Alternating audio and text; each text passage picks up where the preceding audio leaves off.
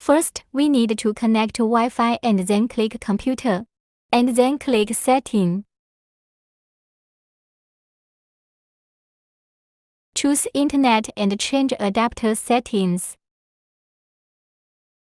Right-click on Ethernet, choose Properties, and then click TCP IPv4. Enter the corresponding value like video shows. After that, click Confirm.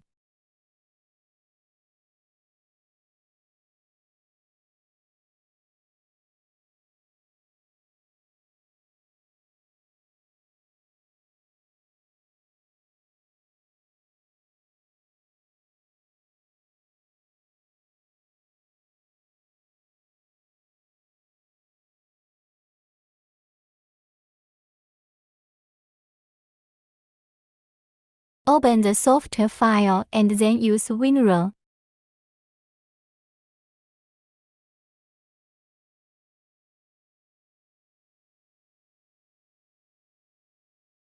Choose Print Engines, double-click.